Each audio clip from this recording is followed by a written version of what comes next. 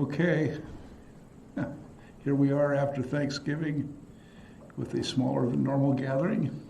That's just fine. So we have a lot of odds and ends to take care of today. So we'll begin with some editorial memes that were collected on behalf of the Tesla Cybertruck that I thought I would share with you on what others thought about the design. So here's the first.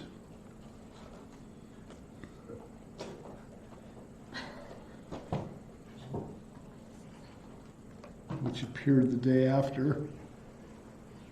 I'm sorry, that's not working. Like I say, the goal here in this class is to outlive the junkyard equipment. So we only have about 3 more lectures to succeed with that. My own $300 worth of broadcasting equipment is just fine, reliable, and stable. These $20,000 slide projectors are on their way out. This was another comment.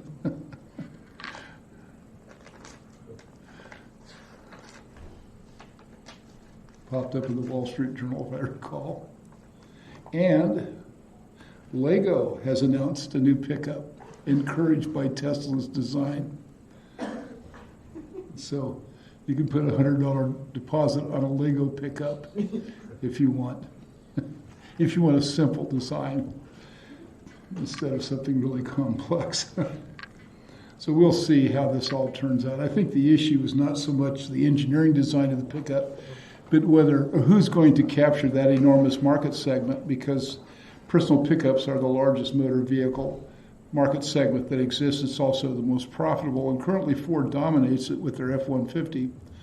And so there was some concern by Ford that Tesla would take some of that, but the day they released the Cybertruck, no matter what people on the fringe think about how cool that truck is, Ford's no longer worried about it, because Ford stock shot up in value at the same time that Tesla stock fell.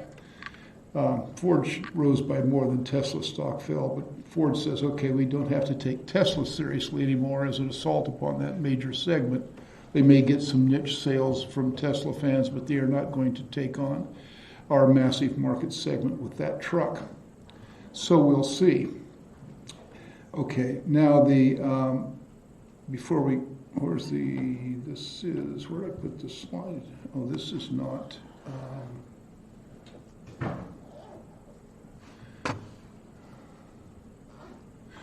This is not actually updated yet. I need to kill the slideshow and let it update. This is not connected to the internet, so we're not looking at the most current connected version. Okay. We need to figure out the threshold for the portfolio competition. So a couple of people dropped it off in the office this morning, and one of those looks like the threshold is going to be around. Okay, that means we're just about done here.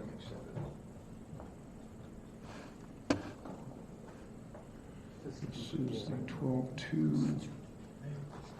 Okay, I think we now have the correct version.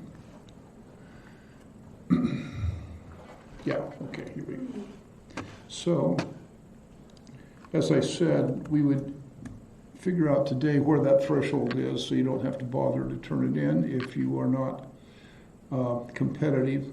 So I think the threshold we'll set is 35%, just in case the one that has been turned in doesn't check out, because I have to compare it to the original submission to make sure that nothing has been changed.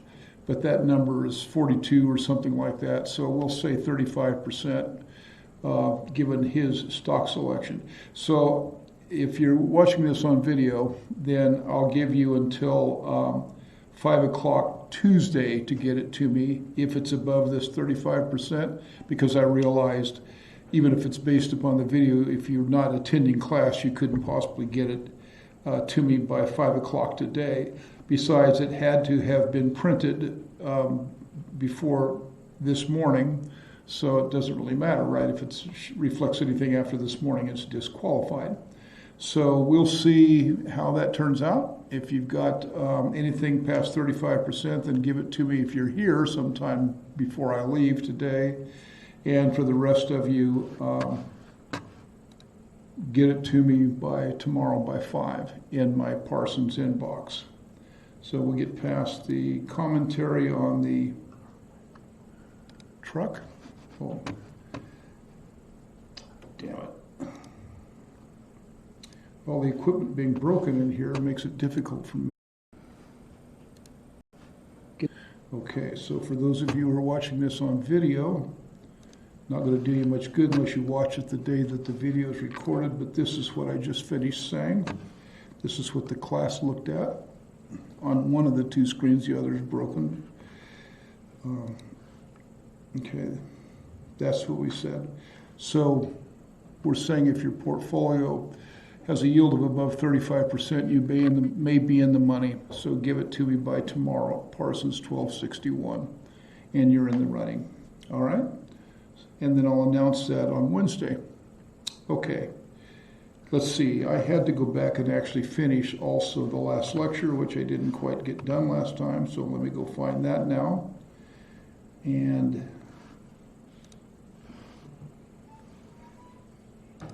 let's see if I can remember where we let off. This is interesting.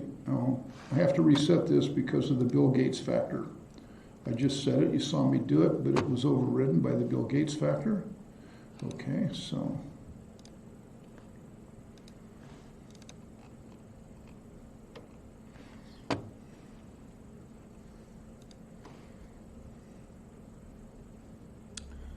and now it's not showing there.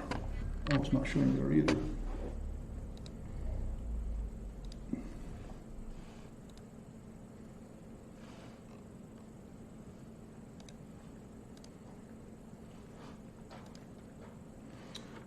Irritating. Okay. Yeah, this was the last lecture, and of course that picture was taken many years ago, and it was duplicated over the weekend. I was able to take another one on Sunday that looked exactly like this one, except the trees on this street are now fully grown instead of small. So, because we had snow that looked just like that on Friday night. So let's see, this is, okay. Let's see if I can figure out where we stopped last time. I know I didn't quite get it done. Oh yeah, that's right. We had quite a ways to go. In fact, we went as far as credit scores, right? We got to that point. Do you remember? Okay. So I think I stopped. I remember talking about this. I looked at the Wells Fargo loan rates. We looked at that, right? And talked about the conforming loan limits, and I think I was going through this stuff here. Even if I wasn't, I'll start here because I was pretty close to this, I think, when we broke off. So we were talking about the different kinds of mortgages that you have as an option when you are thinking about buying your home.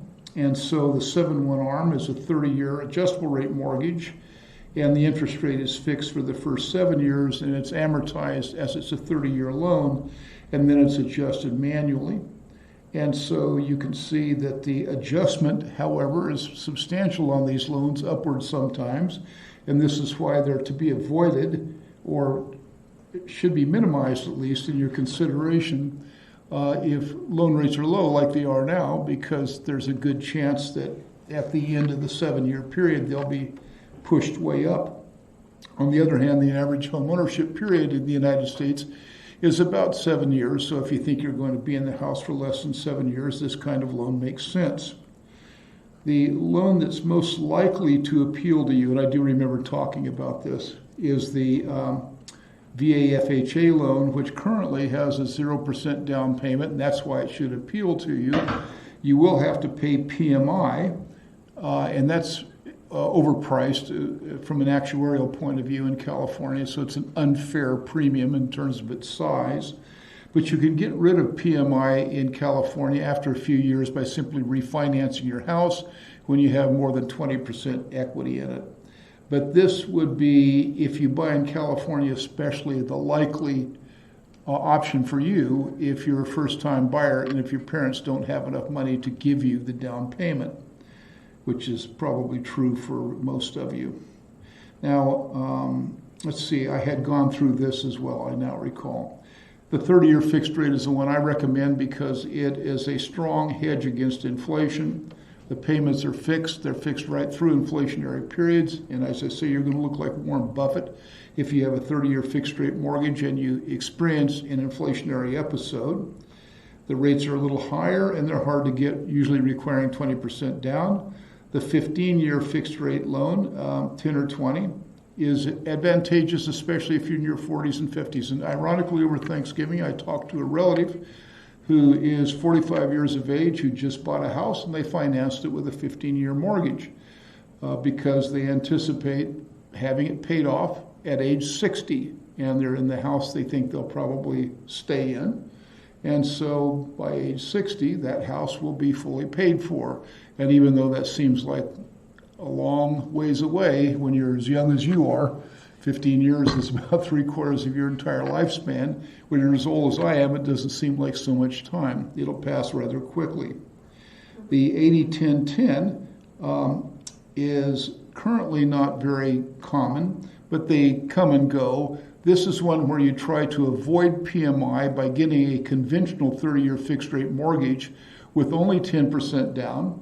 So instead of putting the 20% down that allows you to avoid PMI, you put 10% down and then you take out a second trust deed on the house for another 10% at a higher rate for a shorter duration, like 7 years, and then you get that paid off and you can avoid the very costly mortgage insurance. And the very first loan I ever took out was one of these, an 80-10-10 on a house at the time that was valued at about $125,000. The 525s and the 723s, this is where I stopped, I think. So these are still pretty common and are also used for second trust deeds a lot. So again, taken advantage of the fact that you may live in your first home, only 5, 6, or 7 years. This allows you to take out effectively a 5-year loan that is amortized over 30 years, which means that the payment you make is the much lower 30-year amortized payment. It means, however, after the end of 5 years, that the remaining balance on the loan is still about 85% of the original amount that you borrowed. Again, I remind you, though, the paying off your house, unless you're doing it for retirement, is not a meaningful goal in real estate. You get your gains from the appreciation of the house's value over time, the capital gain, that's what matters. Paying the loan down is not necessarily a worthwhile endeavor, unless, of course, you intend to pay it down so it will be paid off by the time you retire. It is never a good idea, and this is contrary to advice you'll often get from others, to make oversized payments on a house loan or to pay extra to pay your loan down early. That's a completely senseless bet, because from an investment point of view, the interest that you're earning on making that additional payment is equal to the rate of return. The rate of return, I should say, is equal to the mortgage interest rate adjusted for the tax benefit that you're getting. And so if you're paying off early a 3.5% loan, if you have a 3.5% long-term loan, for example, like a 30-year fixed rate loan, and you're making extra payments against it, then the investment you're making is the same as making an illiquid investment in a financial asset that has an effective rate of return of about 2.75%. Because, of course, you lose the tax advantage because of the payment, because principal reduction is not tax deductible. And so the effective rate of interest that you make as an investment on an early payment on a loan is the mortgage interest rate adjusted for taxes. In other words, 2.75%, and it's effectively a completely illiquid investment, because you have no means to get that money back if you want it for something else. So it makes more sense to simply invest the money that you would have made to make that additional payment in something that has a higher rate of return, such as a Roth IRA that may be offering 4.5% or 5%, and then when the time comes, you simply take that money, which is tax-free, and simply pay off the remaining balance of your loan. You end up cash ahead by using that option. What matters is the amount of equity that is building up in your home by virtue of the house's price appreciation. That's why when people say, if you use a 30-year fixed rate mortgage, the payment you end up making is 3 to 4 times the value of the house, that is completely and utterly irrelevant. Because if you discount that payment back to the present, it's simply equal to the value of the house. So it would be advisable if you could get a 100-year fixed rate loan, that would be more advisable than a 30-year fixed rate loan.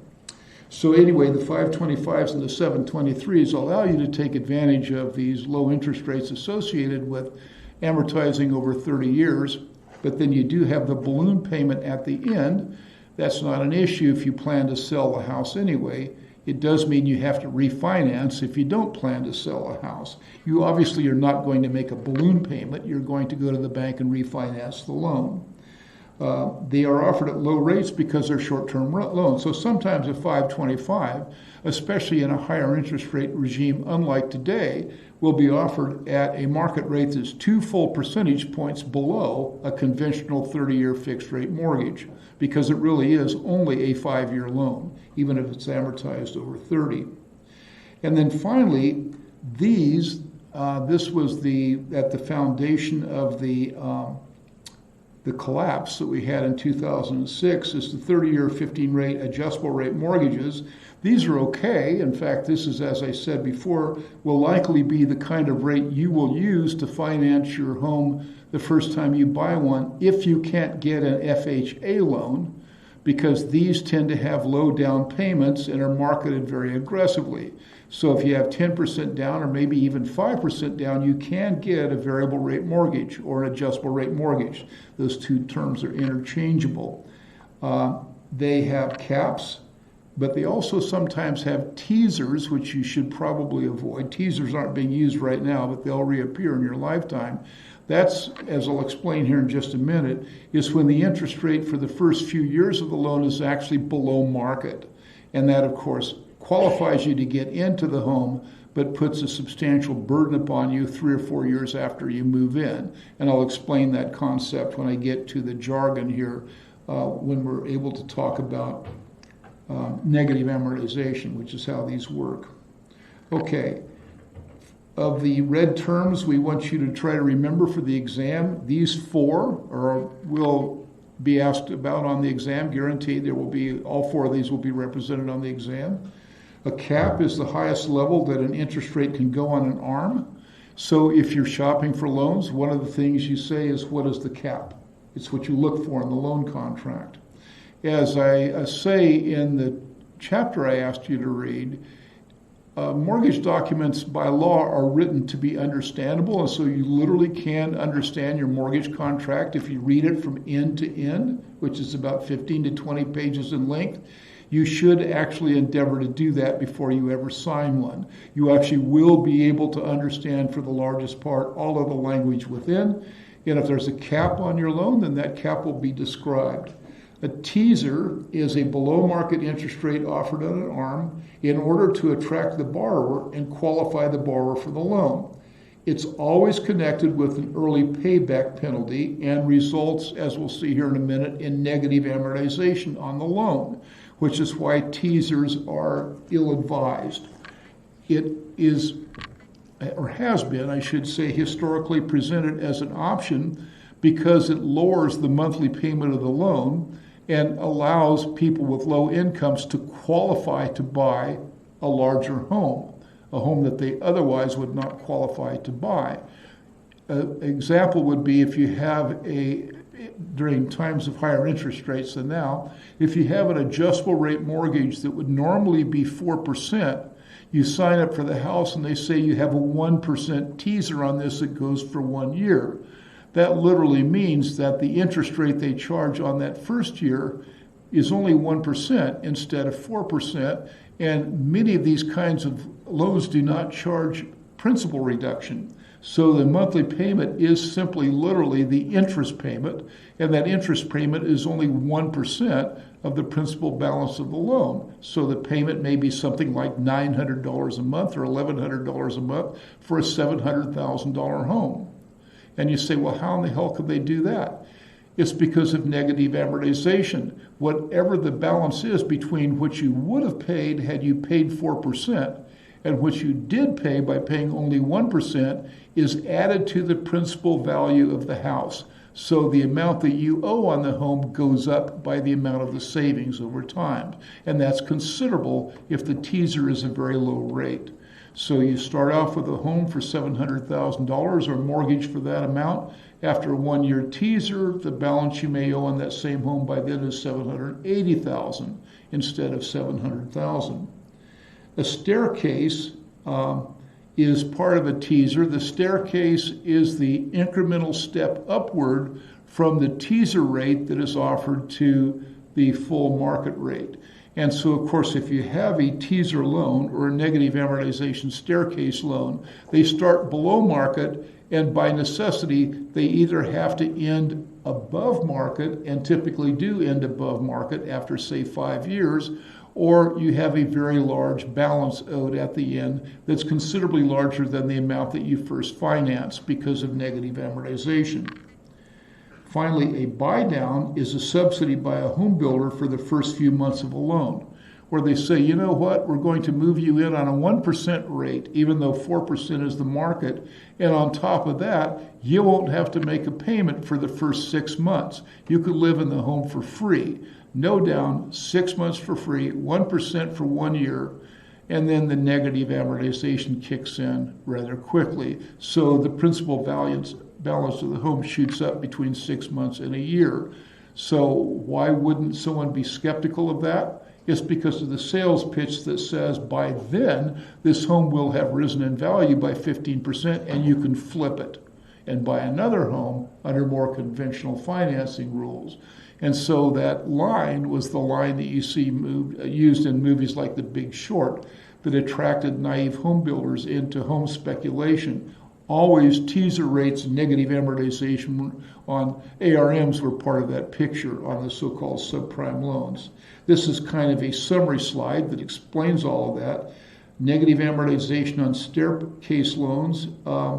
This is something, in other words, that you should steadfastly avoid if it does return in your lifetime, and it probably will. The purpose is to make qualifying easier, to make the earliest months or the earliest years easier, but deceptively so. And this was an enormous part of the mortgage meltdown that started in, say, 2008.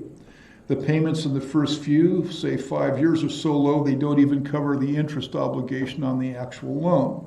Deficiency is added to the principal each month, so the loan balance actually grows.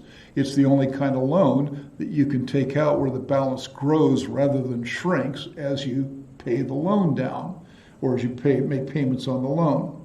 Then payments begin to increase. That's the staircase sequentially, and that's outlined in the loan contract, until principal reduction is achieved, and then payment is fixed for a duration of the loan at a variable or fixed rate, whatever the contract specifies. These loans have huge early payment penalties, which means once you're in them, you can't get out of them without paying a penalty of, say, $70, $80, $90, or $100,000, which makes it actually impossible to flip the loan, as the salesman promised you that you could do. So this kind of mix is what drew naive investors into the housing meltdown. In about 2002, 2003, these began to appear, and they were robust, making up a majority of loans by the time we get to 2006, 2007. So subprime loans earned headlines in early 2007 because of their soaring default rates. And this is what triggered off the meltdown. The loans required no documentation from the borrower, no income verification or other qualifying documentation. They're always marketed with very low teaser rates that either step up above market variable rates or they mark it through negative amortization. The teaser subprime loan will have an expensive cash out penalty for the first years because the buyers aren't stupid. They're not going to let you finance the first 6 months at 1% and then sell your house. They say, sure, you can sell the house so long as you pay me an additional $100,000 for that right. You can sell all the houses you want under those conditions. So this was, of course, although it's in the loan document, it often wasn't stated as part of the loan condition in the sales pitch. They were largely financed by mortgage pools and sold to buyers who otherwise would not qualify for a loan. It became early in 2007 that many truly unqualified borrowers and speculators had borrowed with subprime loans, and because real estate appreciation had stopped, they were unable to meet monthly payments when the loan stepped up. This guaranteed sizable default and foreclosure rates beginning in 2007 and continuing through 2010. And so the inevitable, of course, happened, and the entire house of cards came crashing down, provoking a global crisis. Again, at the root of it was this class of loan and the easier the unrealistically easier loan qualifications.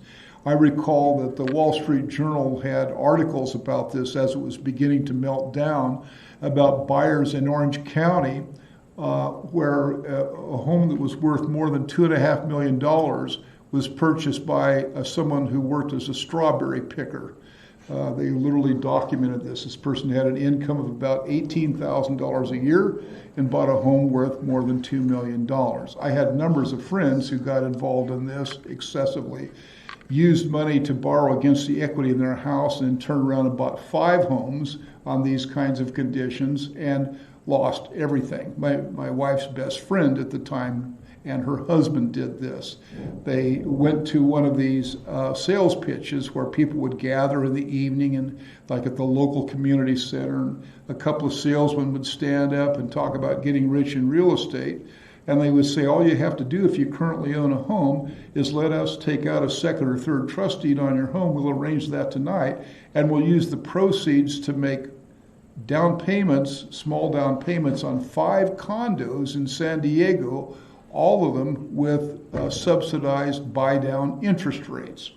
And so in the case of this one friend of our family, they did that. And it was all arranged in that evening before they left. They came into the meeting sort of wanting to hear about how to get rich quick, and they left effectively with the paperwork signed to buy 5 condos in San Diego.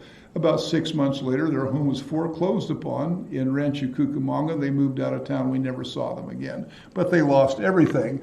And that story was actually quite common. It didn't just sweep up people who were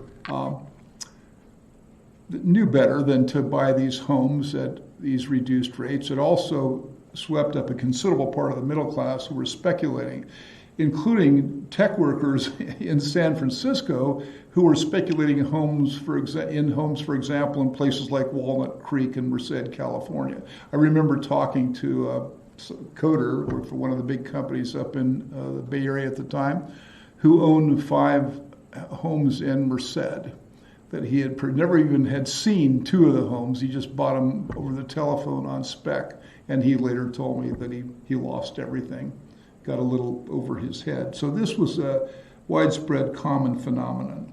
It will return in your lifetime in some form or the other. It won't look exactly like this, but these cycles of crazy speculation are not predictable in terms of their the patterns of coming and going, but it's inevitable that some form of this will come back and be something you can tell your grandkids about when you're my age.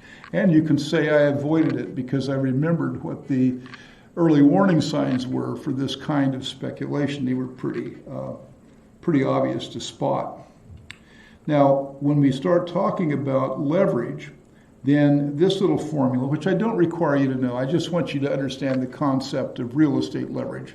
At this point in the class, we're all exhausted in the semester, so I don't want you to memorize formulas. But I want you to remember why real estate has such a high effective rate of return. It is because of the leverage. And so we're saying that we're going to refer to the growth rate on owner-occupied real estate, we're going to define that in continuous terms, which is easy to do by using log rates. And so we're taking the numerator of this is the down payment plus the spread between the present value and the purchase price divided by the down payment, adjusted for time. And so that's our effective growth rate. And so, for example, we say 3 years ago you paid $40,000 down to buy a house for $140,000 that's now worth $154,000. We're saying your compounded yield is 10% using this formula. So, of course, the effective yield you get on a house is determined by the leverage that's implicit in this example, as we said in the opening. There's a couple of sort of bookkeeping things to wrap up on in case you care to know the formula for calculating a fixed rate mortgage, which I don't require you to know. There's a link, by the way, in case you want to download it. It's not required for the class, to an Excel version that calculates this and a number of other similar calculations. And there's a Python program that does the same. You can download them and play around with them if you want to figure out how to calculate monthly payments on loans of a particular size. You know, there's a lot of online calculators, of course, for this, but if you want to do your own or play with it, they're linked from the class.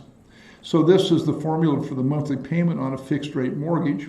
And so, for example, if you have a $100,000 30-year fixed rate mortgage at 7%, which you have to convert to a monthly rate for this, and that's done by taking 0.07 and dividing it by 12, that tells you that the monthly payment is going to be $655 per $100,000. So $1 million home would be 10 times this, $6,550, for example. $400,000 home would be about 4 times this. This does not include impounds. This is just the monthly payment on a 30-year fixed rate mortgage. Now, the payment composition, this raises the issue. People say, when you take a fixed rate mortgage out, you're paying 3 times for the home what you could have paid for cash. That, of course, is completely irrelevant, that's true. What matters is the cash flow, and time-adjusted cash flow for this basically means it doesn't matter what the length of duration of your loan is. It basically comes out the same because it's discounted back to the present. It's discounted back to its present value. What does matter a little bit for taxes, though, is the composition of the payment. As you can see from this, for the $655 component of your loan, that's per $100,000, that comes out to about $8,000 per year. And in the first year, the principal reduction is relatively small at only $1,000. So only 1/8 of your payment in the first year goes to principal reduction. That is advantageous from a tax point of view, though, because it means that 7/8 of your payment is tax deductible.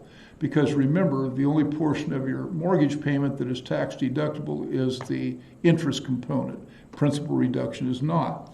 Over the years, as you can see, then the principal reduction component rises slowly and the interest component falls. And remember, the payment itself is fixed at $655 per month per thousand at that interest rate, until finally in the final year that the situation has reversed.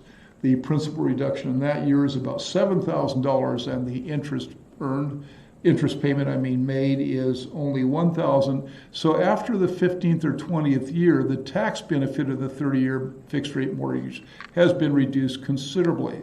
So much so that if you're in a high income tax bracket, it may make sense for you to refinance the house at that point to get maximum tax advantage again. Now, effectively, when you do that, you're turning a 30-year loan into, say, a 50-year loan or a 45-year loan. But because cash flow is what matters, and you want to minimize the cash flow while maximizing the tax advantage, it makes sense to do that. Again, there's no reason to pay off a house unless you're doing it for retirement planning, in which case there's all the reason in the world to do it.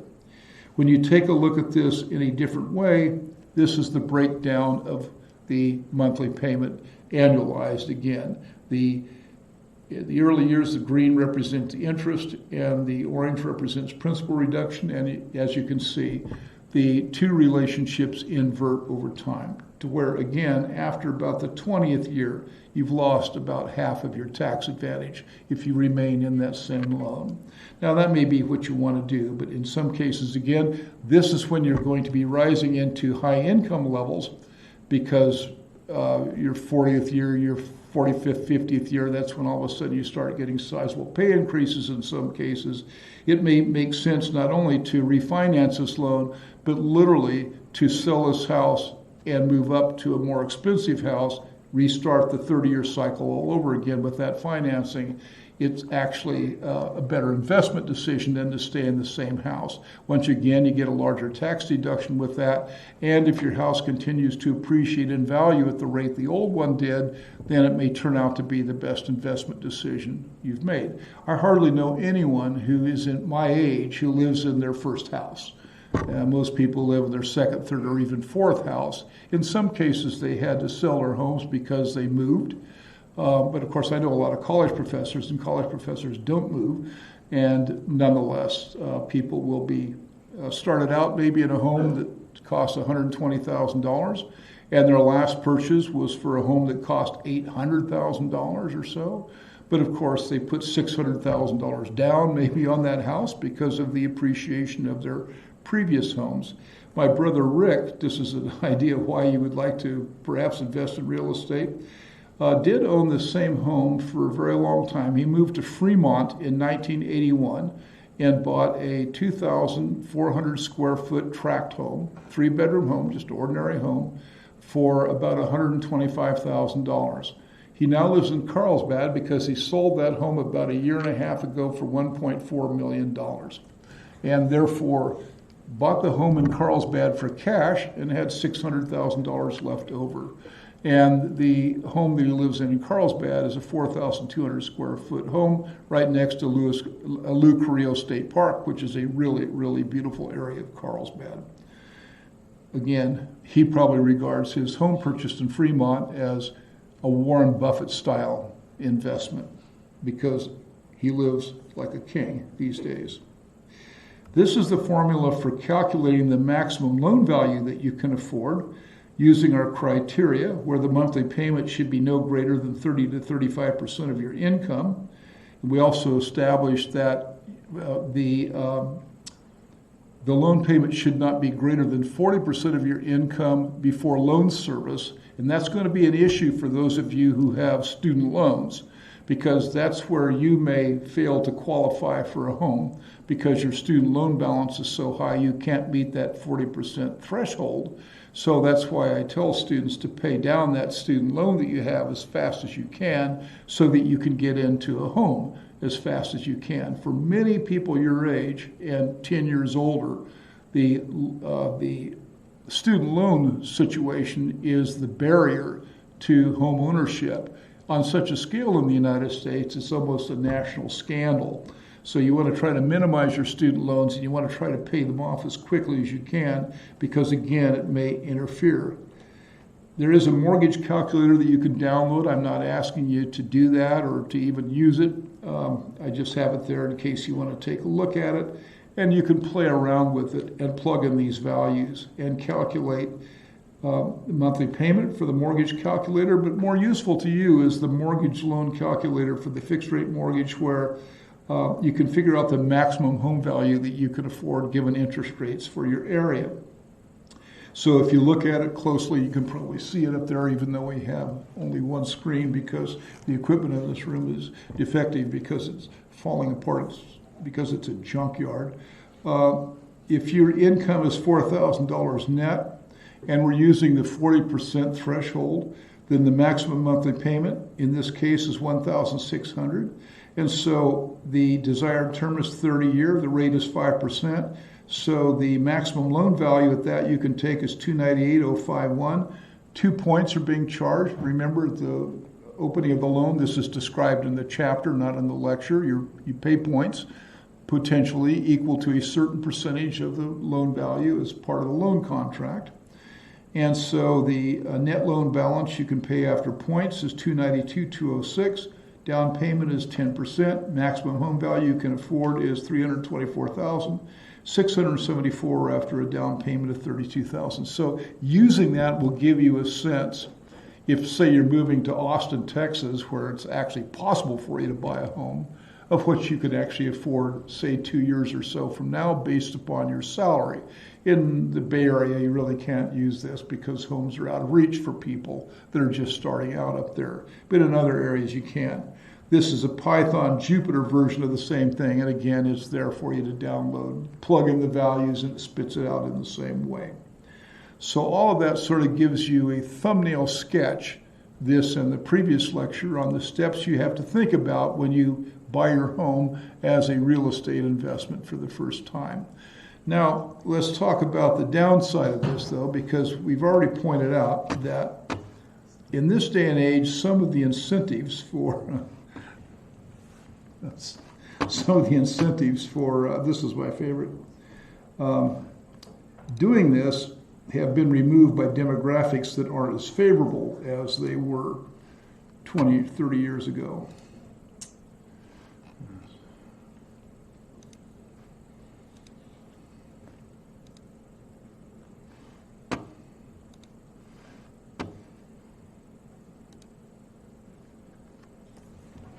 Okay.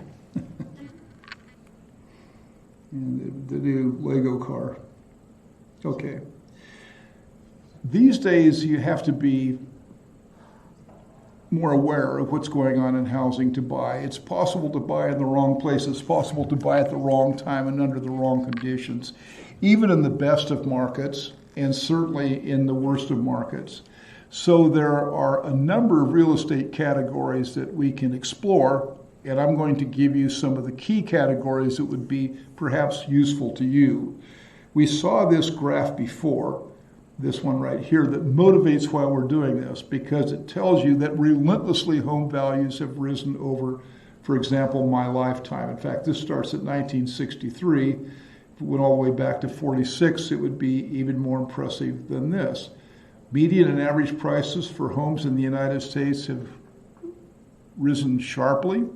And because this is a leveraged investment, it has turned out to be the primary source of wealth for the middle class in the United States.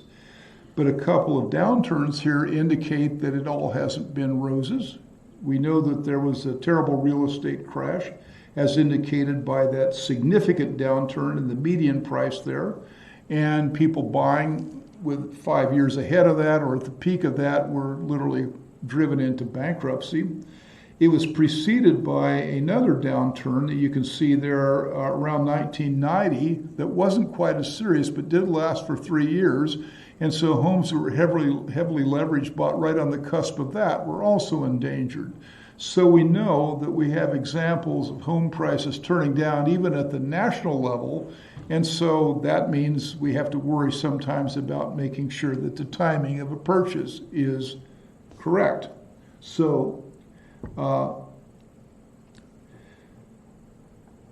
the inset there shows you how crazy this was in the year between 2000 and 2000, and in this case 2006. We'll point out over and over again that there ever was a regional or even citywide market. It's real estate. This right here talks about national averages. National averages don't mean a damn thing when it comes to real estate. The only thing that matters is what's going on locally. Now, here we've got what happened to median prices through the heated years and through the collapse. Looking at the chart rather than the inset, we can see that the growth rates of real estate shot up again at the national level in 2003, hitting a value of about 12% in that year alone. Now again, this is a leveraged investment, which means that somebody investing around that time in real estate in a single year would have had 120% rate of return realized on a down payment of 10%. And of course, that made speculation very attractive in areas like Miami, Las Vegas, Seattle, Honolulu, even Los Angeles, where these prices were realized. Miami was one of the hottest areas for speculation. I remember flying into Miami in 2005, and when I got to the airport, which is on kind of elevated ground, as far as the eyes could see, well, Miami's kind of on the edge of town, so one area is nothing there, but as far as the eye could see out toward the ocean, there were construction cranes everywhere. There must have been 200 of them within visible range when I arrived at the airport there. And the reason, of course, is you can see the continuous growth rate. Remember, this is the growth rate in prices, the median price. It's leveraged at least 5 to 1, if not 10 to 1, from the investment point of view. Was in 2002, 12%, 2003, a little under 12%, 2004, 19%, 2005, 24%, and then whoops, 2006, 1.5%. So anyone investing in Miami real estate in 2002, 2003, and smart enough to flip out of it by 2005 was a millionaire many times over, just automatically. And that's why the speculation became so frenzied. This was also true in Las Vegas at the time because there were high-rise condos being built that you could buy with only about 5% down to hold it, and I knew people who bought 5 at a time. And at the very beginning of that, for example, at the MGM Grand, it was really great for the speculator because you could put a 5% hold on a condo. If you had to have a little bit of cash to do this, you borrow against your own house, do it very risky, but if you did this, you'd make some money. A 5% condo, put 5% down on a condo, buy 5 of them before they were built and before they were still built, but after construction was underway, you could flip those condos for nearly double what you'd paid for them. That is to say, when they were in the planning stage, they may be selling for $185,000 for a studio condo on the 10th floor of the MGM Grand. So you buy 5 of those, or maybe a 1-bedroom for $225,000. While they were under construction, you could flip those out 3 or 4 years later for double to triple what you had paid for them. And of course, you'd only put 5% down or so. So you could take $25,000 and turn it into $2 or $3 million if your timing was perfect. But of course, at the very end, in 2005, if you were to attempt to do this, then you would have been driven to bankruptcy because it came to a halt. So the painful collapse that we see here in 2007 and 2008, 9, and 2010 is what wiped all of this out, of course. But it was the regional data that mattered then, and it's the regional data that matters now. Now, this graph was literally just published yesterday, and I happened to find it while looking to see if there was anything more current than the 2-year-old material I used last year.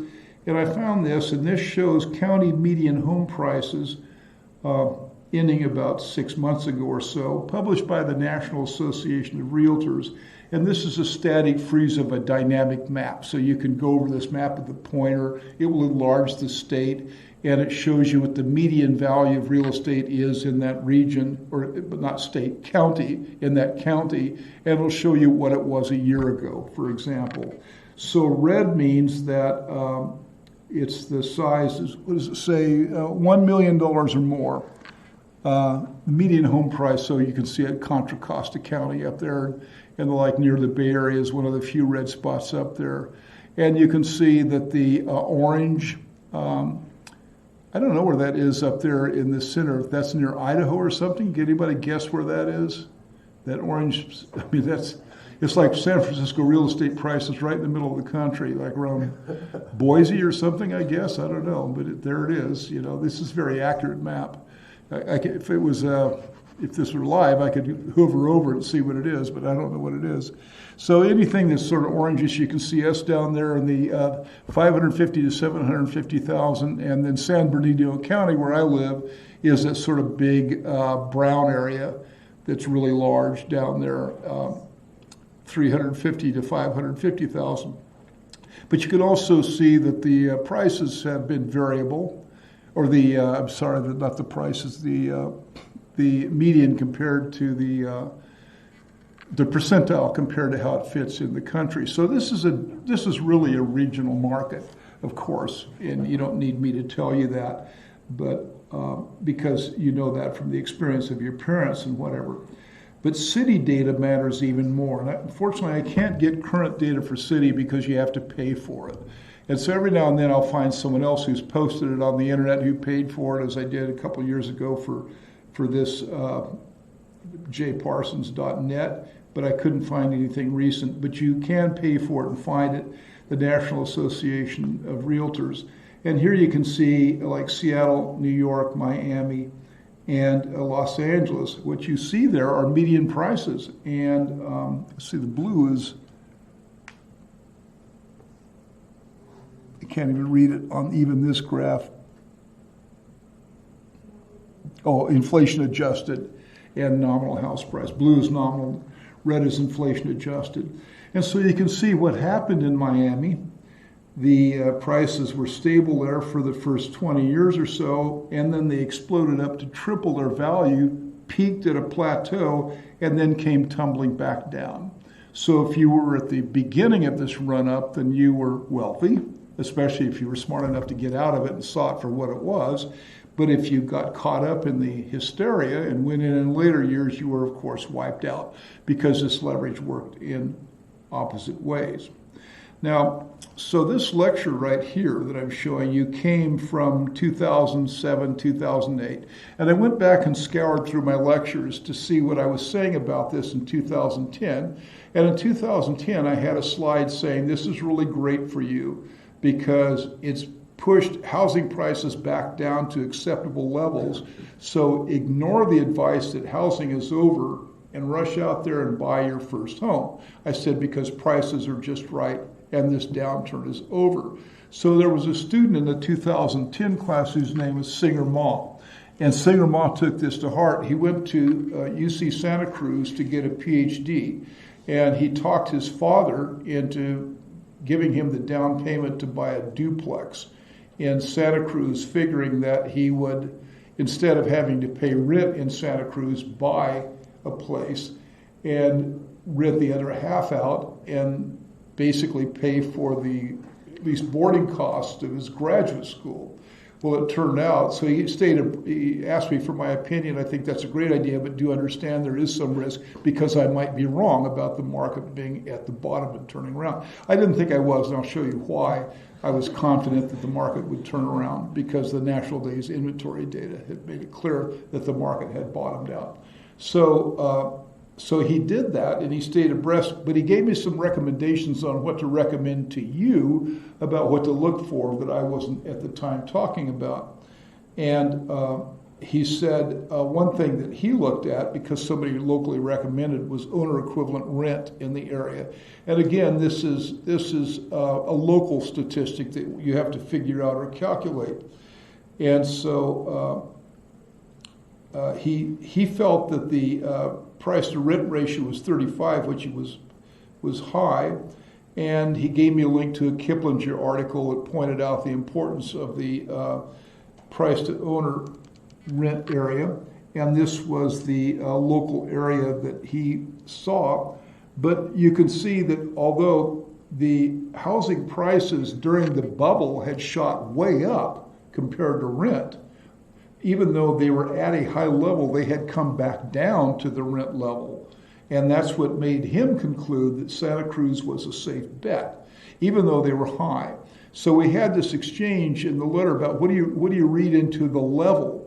And I said, well, you don't read much into the level because it's going to be high in premium areas. What matters is how it changes over time, right? So you may discover that the owner to rent ratio for San Mateo is 3 times higher than it is for Bakersfield, but that's not necessarily a bad thing because San Mateo is a premium area to live. The question is, has the owner to rent ratio moved apart and then come back? And if it has moved apart and come back, no matter how high it is, then it's probably feasible to buy in that area again. And so based upon that, he made the purchase, and it not only paid for his board, it paid for everything, including the cost of his graduate school, because he made more than $1 million on the transaction. Because Santa Cruz real estate was just like Silicon Valley real estate. It just went straight up after 2010. So anyway, he pointed out, based upon his own research, that if you were looking to buy, say, in Austin, then one thing you might do is take the time to figure out what has happened to the owner to rent ratio, which, if nothing else, you can always buy this data from the National Association of Realtors for, I don't know, whatever, $500. I mean, $50 to $100 is probably what it costs to get a one-time look at it. And then you can sort of see historically what has happened in that region. And it's probably, given the fact that you're going to buy something worth $300,000 or $400,000, it's worth the trouble. I have a relative who just announced over the weekend that she's moving to Austin to buy a house because she can't find one in Seattle. And she can work anywhere in the country because of the kind of job she has. It's not a job that you work remotely on a computer. It's a job where you have to fly to your customer globally. She's a marketing rep. So she flies to London, she flies to Dubai a lot. And so she could live anywhere in the United States near a large airport. So she was in Seattle because she loves Seattle, but she found out Seattle's just way beyond her price range. So she's literally moving to Austin.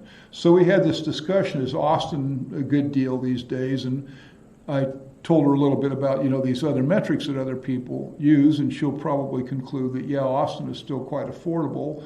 And I said, if Austin's not, then move down by the Gulf, like Mustang Island or something, because that's only an hour away from Houston. And I know that real estate prices down there are still reasonable because I have a friend that lives there. So, you can, in this day and age, you can kind of shop around and look for things and look at these metrics and be confident that they work. Now, the price to rent ratio, again, I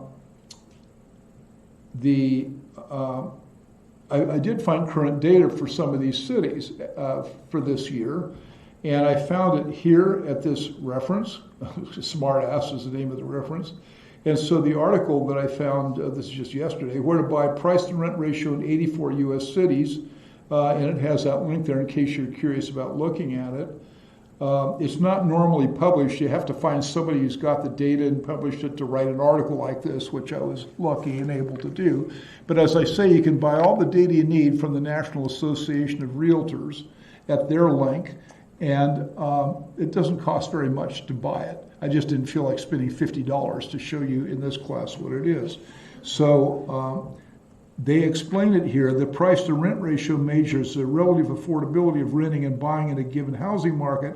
It's a good factor to consider if you're just checking whether or not to rent or buy. It's especially useful if you're considering a move because it allows you to see what prices look like in your new city. And as a general rule, a lower price to rent ratio indicates that a place is more favorable to home buyers. A higher ratio indicates a better environment for renters. Kind of. It really, what matters more than the absolute value, though, is where it's been trending. If it's been rising and then coming back down, it doesn't matter what the level is. It's a good situation there. So in looking at this publication, this is what they have. The highest is San Francisco, and the lowest is Detroit, Michigan. The price to rent ratio is 50 to 1 in San Francisco. That's why you can't buy in San Francisco no matter what you think. It's just completely unaffordable to anybody.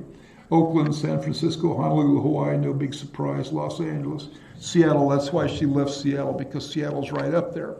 But you get down at the bottom, and this list is a very long list, by the way. You might be advised to look at it. It's a couple of hundred cities on it. You get down to Corpus Christi, Texas, which is actually on the Gulf, 12 to 1 in Corpus Christi.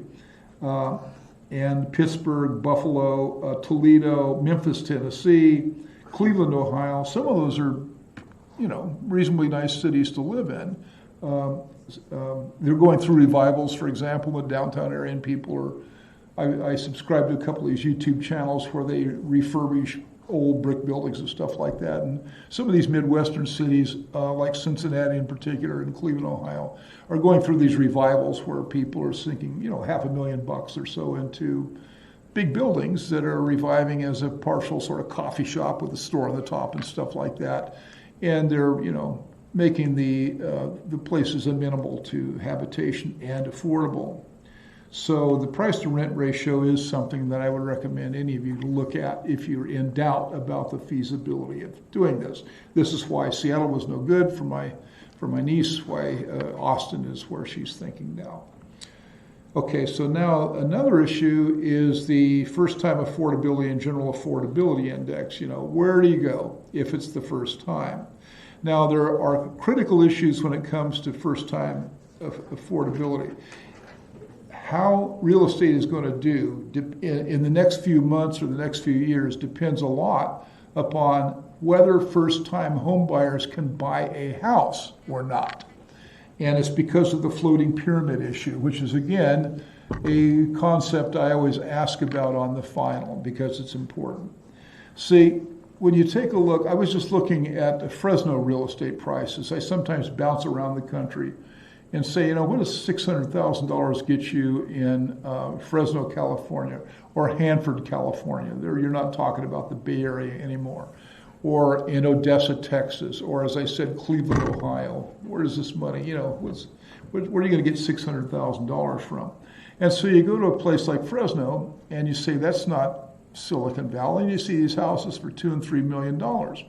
If you look along the Shell Beach, Avila Beach area, and Pismo Beach area, every house you see there is $2 or $3 million, even little huts are $2 or $3 million. But in Fresno, you see these big houses for $2 or $3 million. And you say, well, who in the hell lives in those houses? And the answer is, it's somebody who really has a very, very high income, or it's somebody who's old and smart. So if it's somebody who's old and smart, why is that? It's because they bought their first house at age 22. And then they bought another house at age 27, a bigger house and a better house, by using the equity in the first house as a down payment in the bigger house. Then they bought an even bigger house, and then an even bigger house, and then an even bigger house. And so finally you get to a situation where you have someone with an income of $135,000 per year living in a house that's worth $2.5 million because they've moved up the floating pyramid.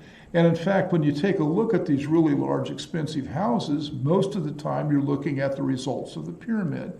And this means that in a region, the top houses won't sell unless the tier below them sells.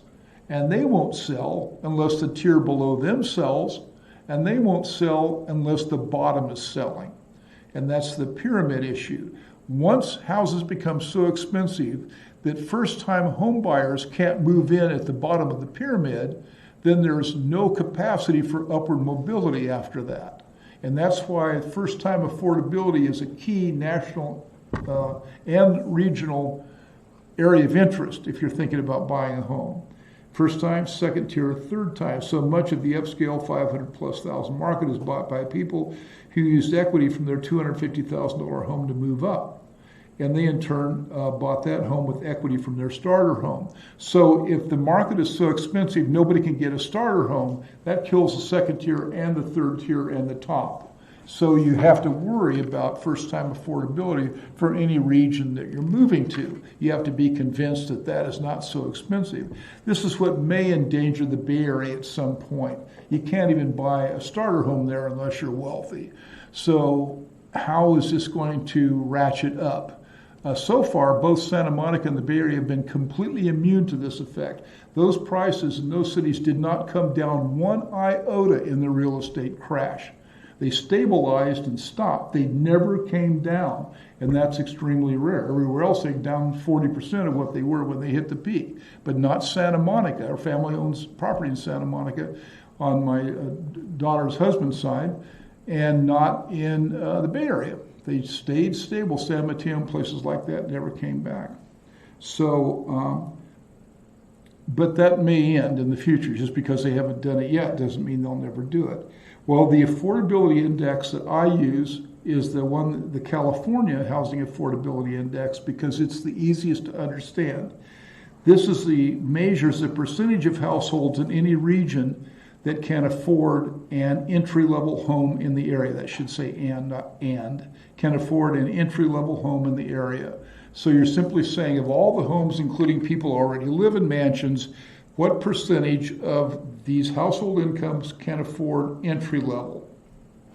And you look and see how crazy this was. It was pretty clear that we were going to have a real estate crisis by this category in 2006, 2007, in California at least, because the affordability index dropped to an absurdly low 25% for the state as a whole. And if it was 25% for the state of the whole, what could it have been in Los Angeles and San Francisco? 6%, 8%, 6% of the entire population in San Francisco could afford to buy a first-time home there. Again, they're not asking what percentage of young people can afford it. They're asking what percent of Everybody can afford it because they use the median income for the area to determine the value of the statistic. They assume a 1-year ARM and assume a 40% income qualifying ratio to satisfy this. Then you'll see after the crash, this goes up to 60 to 70%. So that's why one of the reasons I said to Singer Ma, this is over. Because first-time homebuyers can move into homes now and this whole cycle will start again. There's no more floating pyramid problem, right? I watched this in 2010. This was at 70%. It had never been so high. 70% in California of first-time homebuyers are qualified to move into a home. The real estate crash is done, right? And it was done. It's come down since, of course, but it's still pretty good at about 50%. So that really is a very strong indicator. If this again dips down to 30 or 40%, the last thing you want to be doing is buying a house, right? The last thing you want to be doing is buying a house. And this is national data that you can look up easily at the links that I have. You can see where it is for San Francisco in Southern California. See San Bernardino, where I live, it looks like 67%. That's houses. That means that houses are easily affordable for first-time home buyers. Anything above 45 or so means it's a healthy market, right? It's 67 where I live, so there's nothing that would indicate we've got a downturn there. More important, though, as I said, the discussion I had with Singer Ma was because there are recovery indicators after a crash that clearly indicate that it's over, and that's what I want you to understand. We're going to have time to finish this? Yeah, I think so. Okay. This is the big one right here. National Days Inventory. This is everything. This is simply the measure of the number of months is days inventory. Number of months to get the current housing glut off the market. It's the number of houses for sale divided by the pace of sales. And it averages 6 months. So in a healthy market, the ratio of the number of houses, basically it says the average time it takes to clear the market is 6 months. So and it's a 12-month moving average. So I'm going to use a 12-month moving average. Of course, this is not seasonally adjusted data, which is why it has that jagged look to it. In the housing glut, this thing moved up to 8, 10. By the time it got to 10, 2006, there was not yet a recession. It was really clear there was going to be one, right? No doubt there was going to be a horrible housing recession because this number was at 10%, way above anything reasonable. And then when it spiked up to 12 or 14, it was inevitable. Far more important, you say, oh man, this is bad. I'm reading all these articles saying never invest in real estate again. Real estate will never be a good deal. Everybody should rent for the rest of their lives. And I'm saying, what a stupid thing to say. These markets are all cyclical. Remember, when everybody's running out of the theater, you should be running into the theater, right? That's what you have to remember. When they're all evacuating, you go in. When it looks like the last person's gone, that's when you go get the nicest seat in the house, right in the middle, just in line with the projector, 4 from the front. Okay, that's when you go in. But when in 2010, this had fallen below the 6%. So I said, it's over, Singer. There's no glut anymore. Those excess houses have been sold off. The market has stabilized. This is now a regained healthy market. And that alone, plus what we indicated here already, that by 2010, the affordability index had come down below. Actually, it had gone way, way above the average level. So houses were not in excess, and those houses, and anybody could afford it. Combination of low interest rates because the Federal Reserve System had pushed interest rates to rock bottom 0, and because the inventory had finally been purchased off by speculators. Or another way to say, if you don't want to rush into the theater on your own initiative, rush into the theater when BlackRock rushes into the theater, because the world's largest hedge fund in 2010 invested billions of dollars in the very housing market because they're smart enough to read these elementary little graphs, and they know what those graphs mean and what they say. BlackRock just now is finally out of the real estate market at the retail level after all these years. They made so much money because they moved in at the trough. So finally, let me make sure I complete this, okay? Because I want to make sure I get the last slide. So new housing permits show us, this doesn't tell us much, but you can see that it has, in 2010, it was stabilizing, and it has recovered some, but this is still not a fully recovered market. We're not seeing the very heavy pace of construction that we used to see, and that's actually good from a buyer's point of view, because there's no inventory buildup possible when we have rates of construction that are curbed according to historical standards. Now, there's one more thing that I want to conclude with, that could we have seen in 2005 that there was a problem? In this class, I was saying there's a problem, right? Because the data was really clear. Data like this from Jack DeKaiser, from Chief Economist of National City. And so they were looking at prices to housing prices, taking the ratio of housing prices to incomes. That's all Jack DeKaiser did. He did it for every large metropolitan area in the United States. So looking at Lincoln, Nebraska, it looks pretty cool. And looking at Bowling Green, Kentucky, it did. But in 2005, he got a lot of attention because he said, wait a minute, though, what about Miami, Florida? What about Los Angeles, California? Even Merced, California, where, again, speculators from Silicon Valley were buying homes, and Las Vegas, Nevada. All of a sudden, the data clearly showed that prices shot way up from the trend in income. The blue line being the trend in income, the grayish line being housing prices. DeKaiser said this is a bubble, and DeKaiser wrote that in 2005. And when you take a look at the other data that I just showed you for the 2005 values, like this one, but mostly this one, well, more in this case, 2006 or 2007 values, but also this one, then there was plenty of information that we had trouble ahead. There was plenty of indicator that this is not the time to buy. And so to some extent, actually common sense and a review of common sense information was all you needed to see to realize that this is a bubble. So keep that in mind for when you make your first purchase, especially if it's on down the road, right? Just use common sense, take a look at some of these metrics and say, does this look like it's distorted to you? Because it's not a hidden secret. It's actually really obvious in the data when you see it.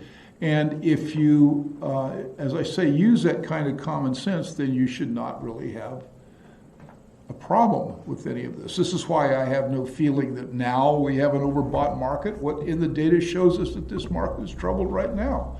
And it hasn't been. People keep saying it's going to come down. And then I saw the Los Angeles Times report that for my area last year, the real estate prices rose 5.2%, median real estate prices for the area in which I live. Well, guess what? I'm leveraged 20 to 1 on that house. And so I've had effectively a 5 times 20 rate of return on that original investment, which, by the way, was, I think, $40,000 or something like that. In a house that I own almost full value, it's worth $900,000. So that's the way this real estate stuff works. So in summary, this is your investment if there's no other investment. This is the one investment that puts you in and keeps you in the 10% or even the 1%, even if you do everything else wrong. And it's because this is the leveraged investment and the others aren't. Again, the warning at the end, there is sometimes the wrong time to buy and the wrong place to buy, but if you have even a smidgen of common sense, you can work your way around that. When there's a bubble in the works, it's pretty damned obvious that there's a bubble in the works. There certainly was in 2005, 2006. Crazy speculation was done by people who thought they were going to get rich overnight and didn't really think it through. What was the question you had? So if BlackRock is now leaving the theater, does that mean that we shouldn't go in? Nope. BlackRock is not in that business unless they can just make as much money as you can possibly coin. BlackRock's only interested in the kind of investment that Scrooge McDuck would be interested in, where basically, can I fill a 20-hectare money bin with gold coins with this investment? If the answer is yes, they'll do it. If no, they won't.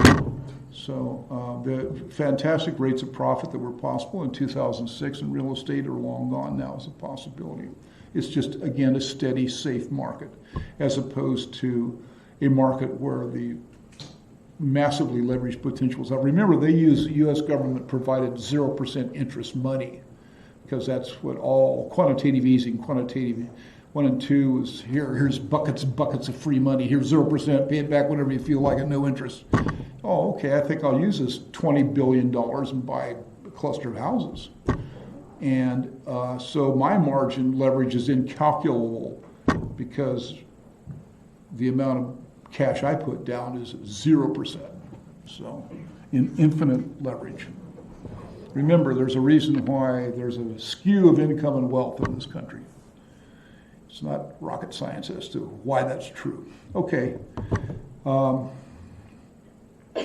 see you. The only thing we have left to do is wrap up some summary stuff. Okay? And then we got our final. And I'll start talking about the final next time, Wednesday. We're caught up.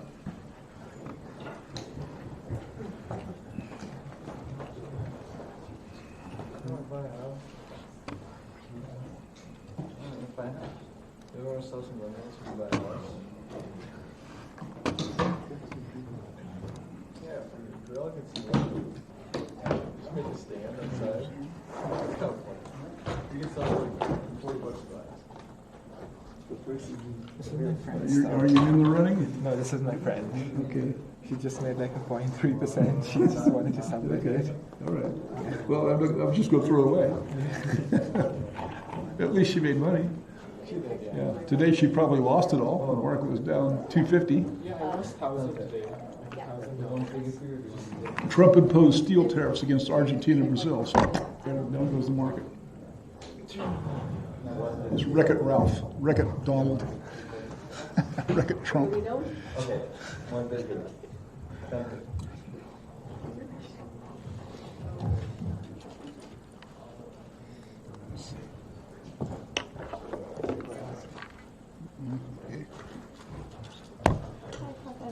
I emailed you about the exam, but then I discovered it's not during finals week, right? It's the week before. Yeah, it's on it's a week from Thursday. Okay, so I missed that. You're So what? I missed that. So in that case, It's been in the course outline since day one. right, yes, and I somehow thought that was during finals week when I looked at the date, but it's not. Oh. So, So it's not a problem. well, I had the same rehearsal the previous week, but it's at a different theater, so it's like an hour away On which day? on Wednesday. On the, what is the 11th? 18th minus 7, yes. Oh, okay. This would be another email. So is it possible to take it early? Well, no, never early. You have to take it. It's not even. These are exams that have to be controlled for security reasons. So I just can't give them without Okay. a lot of advanced planning. So everybody does any makeup at the same time, and it's always after the exam, right? There's one shot. Okay. Yeah. See, the exams, I can't let people just have access to them. Otherwise, they get copied. Even though I'll never use it again, still I'm using the same security as if I would. So basically, I have to cluster everybody's problem into a single solution. Okay. And do I have to be here while taking the exam? Because otherwise I could do it like on the train. Well, just send me the email, and Okay. I can't. I've got to see what everybody's problem is, and then I announce the solution. Okay. Okay? So should I also mention like when I'm free other than then? Yeah. Okay. Thank you. I have a question about stocks. And About what? About mutual funds or Yeah. ETPs. So, is it a bad idea to be invested in the total bond market right now because interest rates are so low? It's bad to be invested in anything from 5 years out. Okay. Today they came crashing down, right? Really badly. Yeah. Yes, so it's volatile right now. Anything 5 years out makes no sense right now. Anything like 2 years is fine, right? It's super safe and low, but